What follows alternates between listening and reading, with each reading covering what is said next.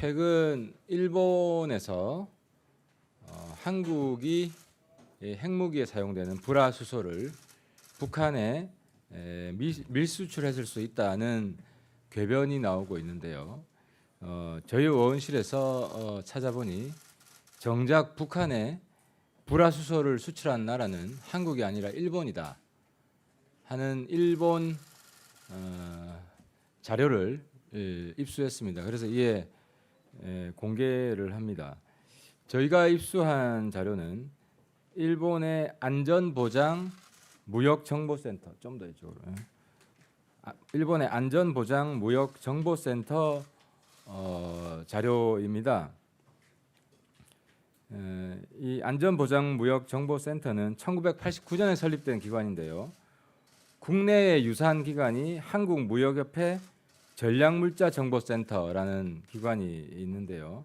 이 일본의 안전보장무역정보센터는 안보 전략물자, 그러니까 전략물자 수출 통제 관련 이슈를 연구 분석하는 일본의 유일한 비정부 기관입니다. 이 일본의 그 안전보장무역정보센터 자료를 원문과 이 번역한 것을 지금 보시고 계시는데요. 불화수소 이 자료는 1996년부터 2013년까지 일단 저희들이 찾았습니다. 그래서 전략물자가 대북 밀수출, 북한에 밀수출된 사건이 30여 건 된다는 사실을 확인을 했습니다. 이 중에는 일본이 이제 전략물자 수출한 것 중에서는 북한의 핵개발, 생화학무기 활용될 수 있는 전략물자들입니다. 내용들을 좀 보면요, 불화수소는 96년에 오사카항에 입항 중인 북한 선박에 선적이 되어서 불법 수출됐다는 겁니다. 그래서 이 당시에는 불화수소와 불화수소산은 뭐냐면 불화수소가 물에 녹아 있는 겁니다. 그러니까 뭐 다른 말로 불산인데요. 그리고 불화나트륨 각각 50kg이 수출됐다는 겁니다. 그래서 제가 명확히 하고 싶은 거는 수출하려다가 적발된 게 아니라 수출된 것을 북한에 나중에 확인했다는 건데요. 이 자료에 보면 친절하게도 이렇게 설명도 해놨습니다. 불화수소산 및 불화나트륨은 화학, 생물 무기의 원재료 및 제조 설비 등의 수출 규제 대상이다. 살인의 원료가 되기도 한다. 그리고 이 재미난 것은 이 건은 북한에 긴급 지원 쌀을 보내기 위한 북한 선적 화물선, 그러니까 당시에 북한에 식량난이 있어가지고 그 긴급 쌀을 보내려고 했는데 그 쌀을 보내는 배가 이용된 부정수출이다 하는 내용입니다. 그 다음에 이건 이제 이 자료 13페이지 있고요. 또 11페이지에 보면 3차원 측정기, 이건 이제 북한은 아닌데요. 핵개발 시설에 사용된 겁니다.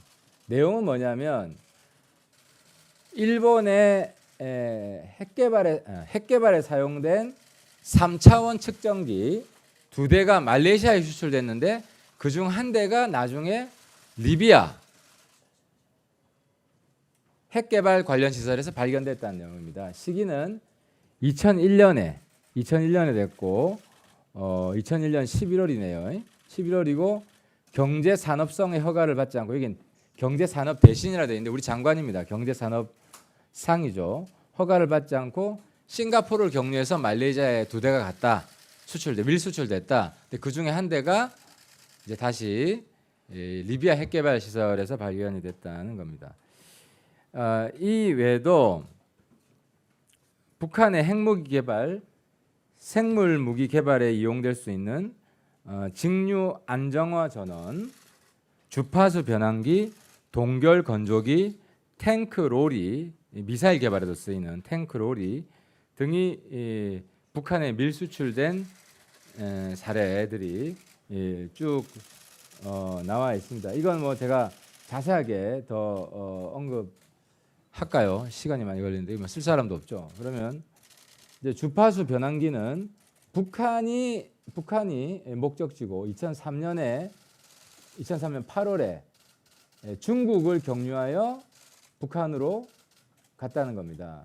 그래서 항공기에 적재돼서 중국을 경유하여 북한에 불법 수출됐다 것이고, 직류 안정화 전원 이것도 핵무기 개발에 이용되는 것인데 2003년에 직류 안정화 전원 세대가 태국을 경유해서 북한으로 불법 수출됐다.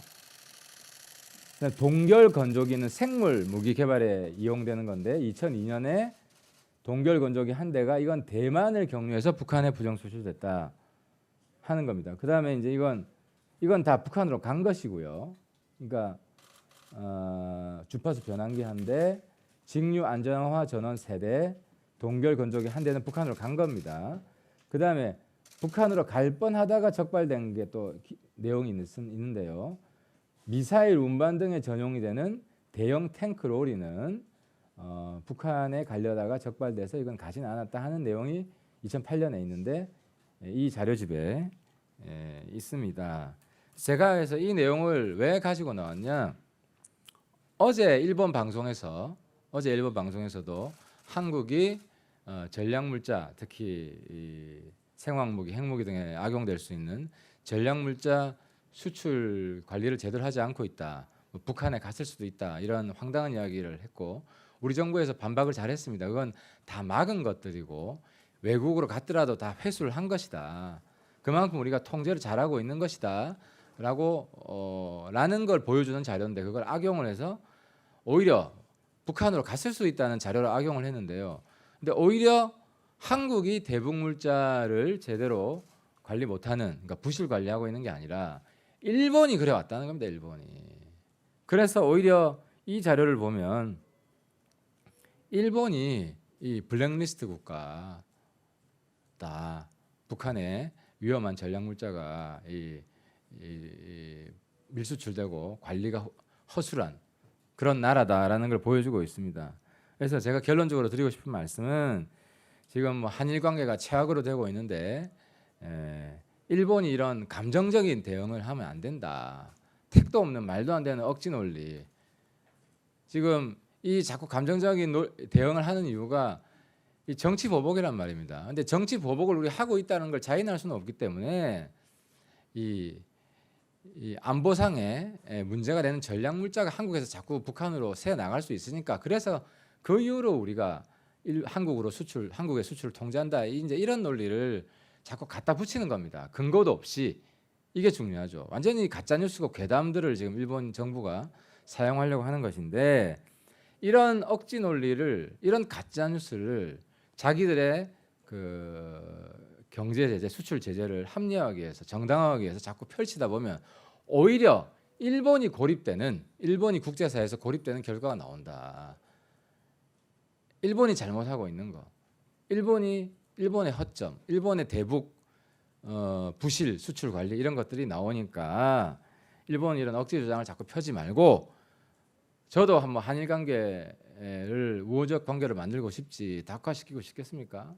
그러니까 우호적인 관계를 만들려면 일본이 억지 논리를 펴면 안 되고, 일본은 즉시 이 한국을 향한 부당한 수출 통제를 철회해야 된다.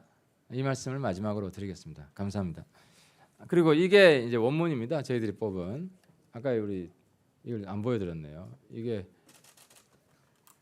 그래서 아까 말씀드린 96년부터 2013년까지 한 30여 건 저희들이 확인했습니다. 기자 여러분들이 더 한번 찾아보십시오. 이 자료는 다 공개해 드릴 테니까요. 어제 밤에 급히 우리를 찾느라고 못 찾은 것들도 많이 있을 수 있으니까요. 여러분들이 추가로 한번 찾아보시기 바라겠습니다. 예. 여기 잠깐 들고 있을까요? 예.